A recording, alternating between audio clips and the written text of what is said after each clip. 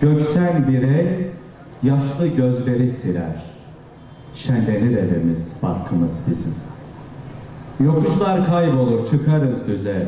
Kavuşuruz sonu gelmez gündüze. Sapan taşlarının yanında füze. Başka alemlerle farkımız bizim. Kurtulur dil, tarih, ahlak ve iman. Görürler nasılmış, neymiş kahraman. Yer ve gök su vermem dediği zaman sular her tarlaya hakkımız bizim. Gideriz nur yolu, izde gideriz. Taş bağırda sular dizde gideriz. Bir gün akşam olur, biz de gideriz. Kalır dudaklarda şarkımız bizim. Çok kıymetli konuklarımız, hanımefendiler, beyefendiler, kıymetli hocalarım. Doğu Türkistan Gençlik ve Kültür Derneğimizin tertip etmiş olduğu kanayan yaramız, unutulan vatanımız Doğu Türkistan'ı konuşmak ve Doğu Türkistan'la ilgili acil bir eylem planı oluşturacak zihinleri vücuda getirmek için bir araya geldiğimiz bu programa hepiniz hoş geldiniz, sefalar getirdiniz. Biz hep öldük. Filistin'de öldük. Çeçenya'da öldük. Bosna'da öldük. Afganistan'da öldük. Suriye'de öldük. Irak'ta öldük. Ama en çok Doğu Türkistan'da öldük. En çok aslında Doğu Türkistan'da zulme maruz kaldık ama ne Doğu Türkistan hakkında Filistin kadar konuşabildik, ne Çeçenya kadar konuşabildik, ne Suriye kadar konuşabildik. Ama inşallah bu programlar yeniden Doğu Türkistan'ı birinci derecede önem sırasına almamız ve bu şekilde çalışmalara devam etmemize vesile olacaktır, vesile kılacaktır Rabbimiz inşallah. Biz her hayırlı işin başında olduğumuz gibi Rabbimizin bize hitabı, bize vaazı olan Kur'an'ı tilavetle başlıyoruz.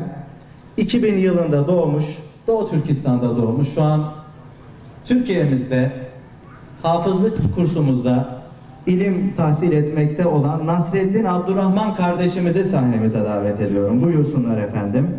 Sevgili Nasreddin kardeşimizle başlayacağız Kur'an'ı tilavet etmeye.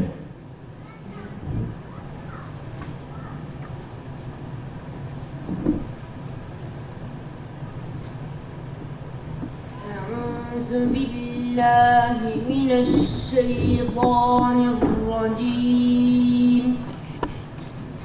Bismillahirrahmanirrahim. İnnellezîne sebeqat lehum minnel husnâ ulâike anhâ mub'adûn. لا يسمعون حسيسها وهم فيما اشتهت أنفسهم خالدون لا يحزنهم الفزع الأكبر وتتلقاهم الملائكة هذا يومكم الذي كنتم توعدون يوم نطوي السماء كطي السجل للكتب كما بدأنا أول خلق نعيده وعدا علينا إنا كنا فاعلين ولقد كتبنا في الزبور من بعد الذكر أن الأرض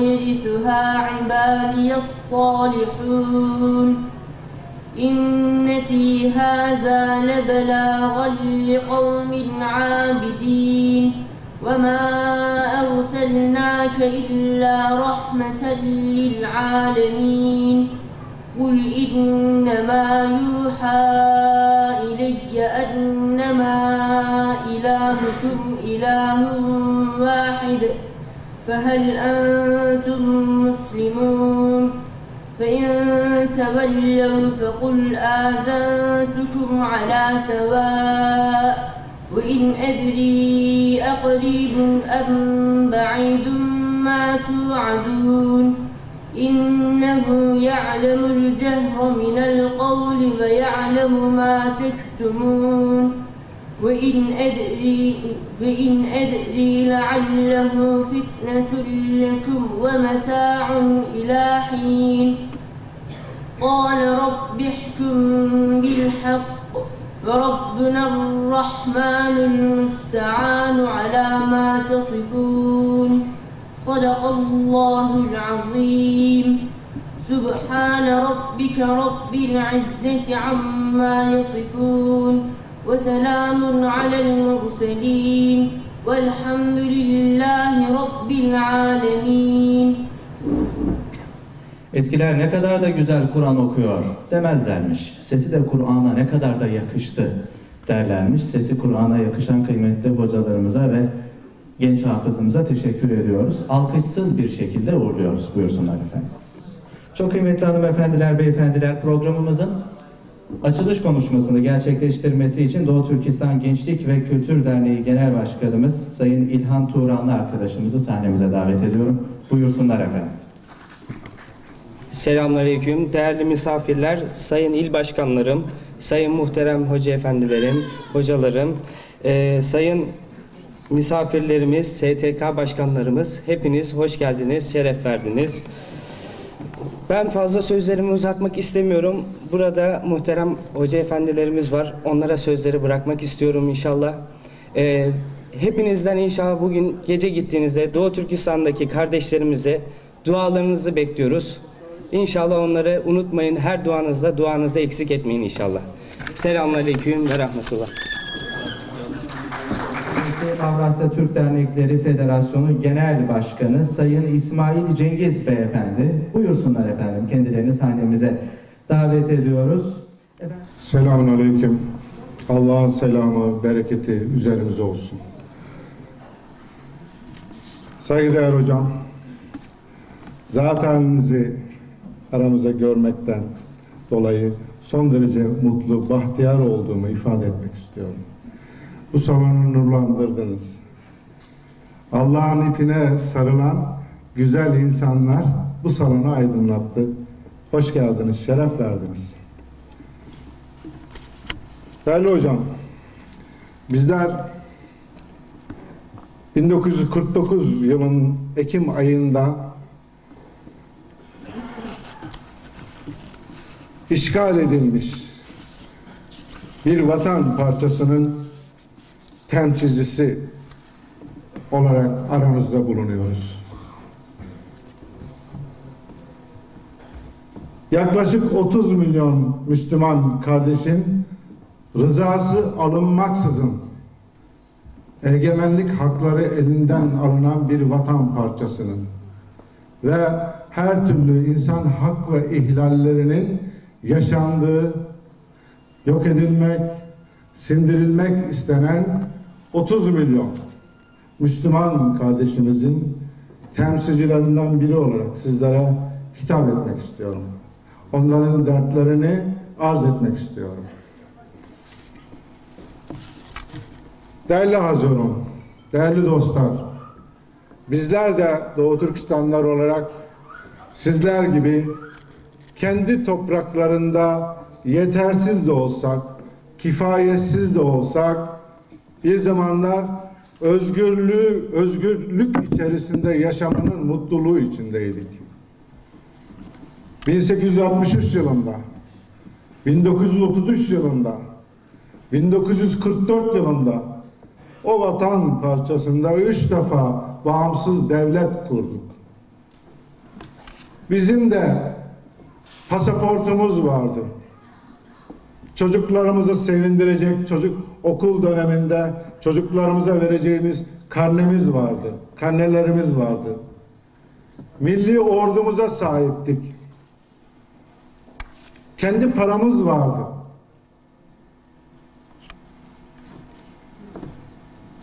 Ne var ki değerli dostlar, 1863, 1933 ve 1944 yılında kurmuş olduğumuz bu bağımsız devletler hem Rusya'nın hem Çin'in işbirliği içerisinde yıkıldı, mahkum edildi.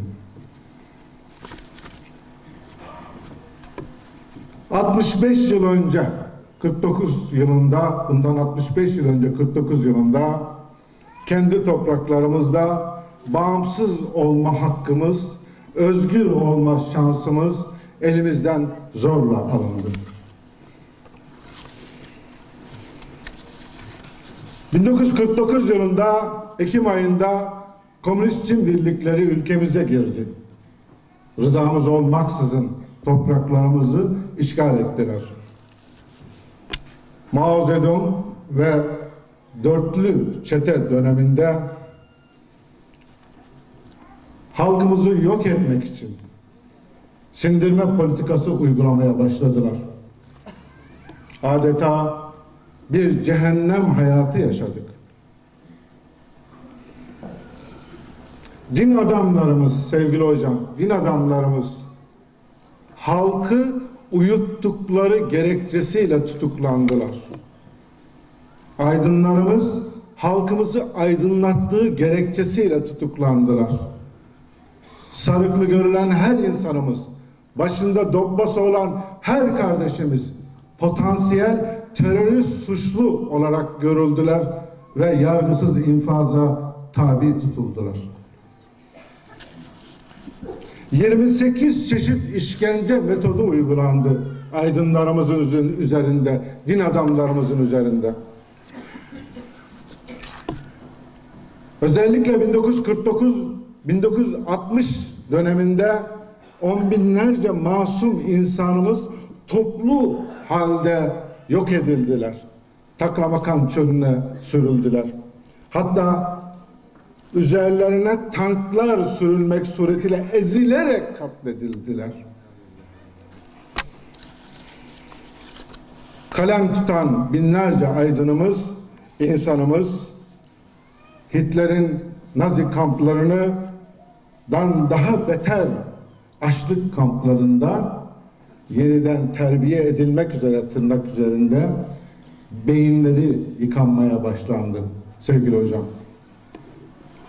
Ve tabii ki yargısız infaza tabi tutulan binlerce kardeşimiz hapishanelerde, zindanlarda, beyin yıkama kamplarında ölüme terk edildiler. Çocuklarımız, körpecik çocuklarımız yeniden ıslah edilmek üzere evlerinden alındı ve kamplara, yeniden ıslah edilme kamplarına sevk edildiler. Komünist rejimin kölesi olmaya sevk edildik hocam. Topyekün halk olarak.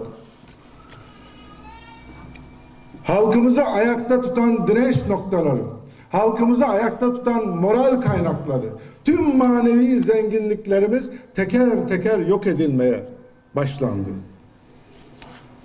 Milli kimliğimizi, milli kültürümüzü ifade eden her şey yok edilmek istendi. Camilerimiz kapatıldı hocam. Camilerimiz ahır olarak kullanıldı kırsal kesimlerde. Şehirlerde ise birçoğu kapatıldı. Sinema, tiyatro kulübü haline dönüştürüldü. Bütün bunlar 20. asır içerisinde yapıldı hocam. Ne var ki değerli dostlar, değerli Hazurun, devam eden bu trajedi karşısında hür dünyadan bir destek çıkmadı. Sesimizi duyan olmadı. Feryatlarımıza kulak veren bir ülke olmadı. İmdat çağrılarına tüm dünya sessiz kaldı. Hür dünyanın bu sessizliği, bu kayıtsızlığı karşısında Mao Zedong ve onun dörtlü çetesi bundan cesaret alarak halkımızı yok etmek için daha sinsice, daha sert politikalar uygulamaya başladılar. Değerli hocam, günümüze geldiğimizde çok farklı bir durumun olmadığını ifade etmek isterim. Belli başlı sorunlarımız var. Bunu arz etmek istiyorum müsaadenizle. Bir Çinli göçmen akımı sorunu var bizim ülkemizde değerli dostlar. Özellikle 1970'li yıllarından itibaren güya bölgesel kalkınmayı hızlandırmak için o bahaneyle Çin'in işlerinden her yıl binlerce insan özellikle Çin hapishanelerinde tutuklu olan, uyuşturucu kullanmış olan, serseri, hırsızlık yapmış olan bütün bu tutuklular toparlanarak Doğu Türkistan'a sevk edilmeye başlandı. 1949 yılında benim ülkem işgal edilmeden önce %3 oranında Çinli nüfus vardı. Şimdi bu oran %50'lere ulaşmış durumda. Bu da asimilasyonun, yok edilme siyasetinin bir göstergesi olarak dikkatinizi çekmek istiyorum. Bu çok ciddi bir sorundur değerli dostlar. İkinci sorun, halkımızın karşılaştığı ikinci sorun doğum yasağı ve mecburi kürtaj. 1980 yılından itibaren doğum kontrolü ve nüfus planlaması adı altında şehirlerde bir çocuk, kırsal kesimlerde 2 çocuğa kadar izin verilmekte. Ondan sonrası yasak diyor Çin yönetimi. Hem Çinli göçmen getirerek benim ülkeme beni asimilasyon etmek istiyor, yok etmek istiyor. Hem de Müslüman Türk nüfusunun nüfus sayısının artmasını önlemek için doğum yasağı getirmek suretiyle, halkımızı kısırlaştırmak suretiyle sayımızın artmasına engel oluyorlar. 3 aylık, 6 aylık, 7 aylık hamile fark etmiyor. Mecburi kolektif kürtaja tabi tutuluyorlar. Özellikle kırsal kesimlerde, köylerde topuklarına iğne vurulmak suretiyle erkek ve kadınlar kısırlaştırılıyor. Cahil kesimlerde kısırlaştırılıyor ve sağlıksız şartlarda 3 aylık, 5 aylık, 6 aylık yüzük, bastırma, iğne hangi yöntemle olursa olsun kolektif kürtaja tabi tutuluyor hocam. Ve bu şu anda da bu uygulanmakta. Üçüncü sorunumuz hocam uyuşturucu. Çok ciddi alkol bağımlılığı ve uyuşturucu ile ilgili halkımız son derece tehdit altındadır. Nedir bu hocam? Değerli dostlar, Çin Halk Cumhuriyeti'nde uyuşturucu kullanmak, uyuşturucu satmanın karşılığı idamdır.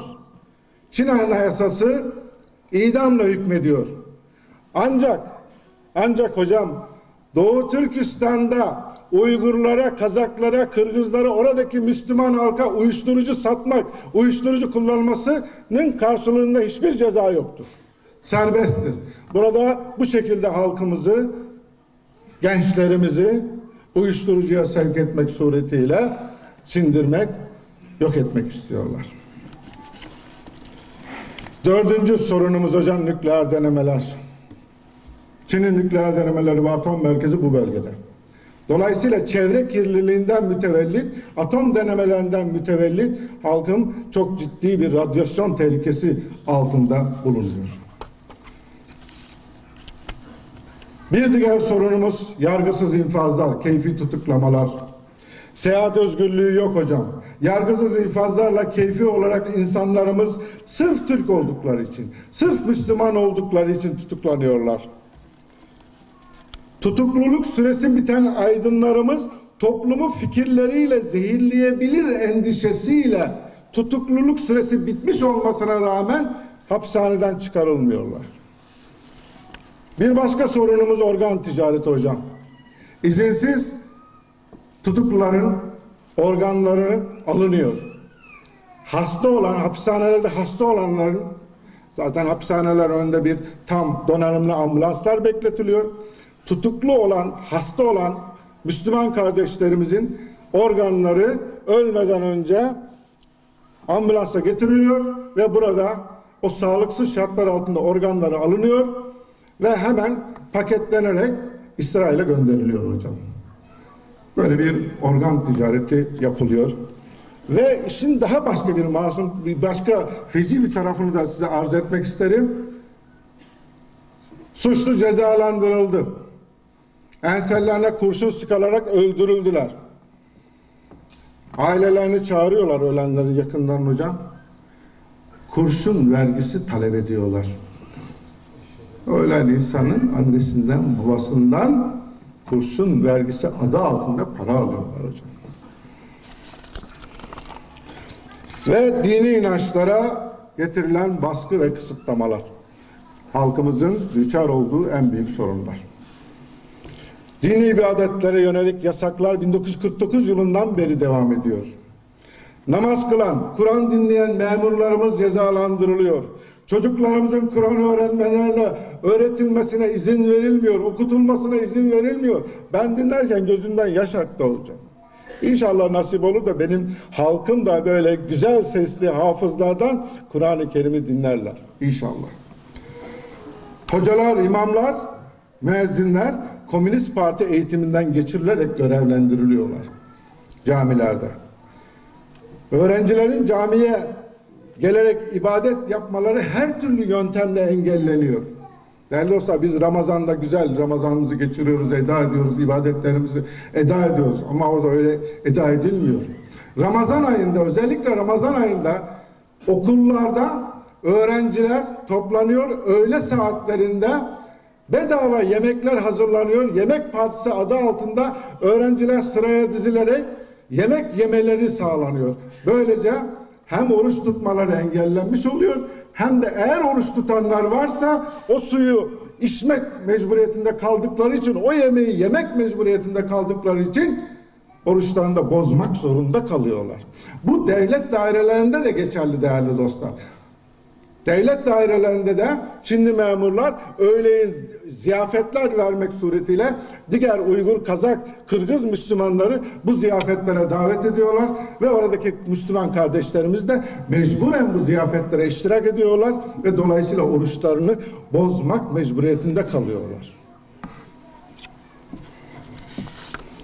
Velhasılı kelam, Mazedon ve Dörtlü Çete döneminde yaşatılan bu cehennem hayatının izleri günümüzde de devam ediyor hocam. Bölgedeki yerel yöneticilerin keyfi baskıları karşısında şükürler olsun ki halkımız imanından, inancından bir gram dahi taviz vermeden dini ve milli kimliğini koruyarak direnmiştir. Direniyoruz, direnmeye devam ediyoruz. Evet, geçen 65 yıl içerisinde yanan her kandil söndürüldü. Yükselen her sesimiz susturuldu. İletilen her demokratik talebimiz hasır altı edildi. Açılan her masum çiçek kurutuldu. Ama şükürler olsun ki içimizde yanan o iman ateşini söndüremediler hocam. Bizler Allah'ın ipine sımsıkı sarılmaya devam edersek, İçimizdeki bu iman ateşi yanmaya devam ettiği sürece inşallah manevi direncimiz de devam edecektir. Dualarınıza muhtacız hocam. Arz ederim. Selamünaleyküm. Kıymetli alimlerimize hediyelerini takdim edecekler. Bir alimi ziyaret etmek, beni ziyaret etmek gibidir buyuruyor sevgili Peygamberimiz. Kıymetli alimlerimizi kemal edep ve sükunetle dinlediğiniz için sizlere de çok teşekkür ediyoruz. Derneğimizin yönetim kurulu üyelerini sahnemize davet ediyoruz. Buyursunlar efendim. Derneğimizin yönetim kurulu üyelerini sahnemize davet ediyoruz. Doğu Türkistan derneklerimizin değerli temsilcilerini sahnemize davet ediyoruz. Doğu Türkistan derneklerimizin değerli yöneticilerini, değerli siyasi parti temsilcilerini ve kıymetli sivil toplum örgütü temsilcilerini sahnemize davet ediyoruz. Bir aile fotoğrafı, bir hatıra fotoğrafı için davet ediyoruz. Değerli İHA temsilcimiz, değerli platform temsilcimiz, değerli dernek temsilcilerimiz, değerli sivil toplum örgütü yöneticilerimizi sahnemize davet ediyoruz. Üstad Necip Fazıl Tohumsaç, yeşermezse toprak utansın, hedefe varmayan mızrak utansın. Ey gidi Küheylan, koşmana bak sen, çatlarsan doğuran kısrak utansın diyor. Bugün inşallah Doğu Türkistan'la ilgili Zeytinburnu ilçemizde bir tohum atıldı. İnşallah Rabbim yeşertsin, biz de o toprağı devamlı surette sulayan ve tabiri caizse affınıza sığınıyorum, gübreleyen ve yeniden neşü ve ma bulması için gayret gösterenlerden eylesin. Bu vakte kadar bizimle birlikte olduğunuz için sizlere de çok teşekkür ediyoruz. Rabbim buraya kadarki seferimizi kabul buyursun, makbul buyursun. Rabbim bizi burada cem ettiği gibi Doğu Türkistan'da da cem eylesin, Kevser Havzı'nın etrafında da cem eylesin diyoruz. Çok teşekkür ediyoruz. Ayağınıza sağlık. Allah'a ısmarladık. Sağ olun, var olun efendim.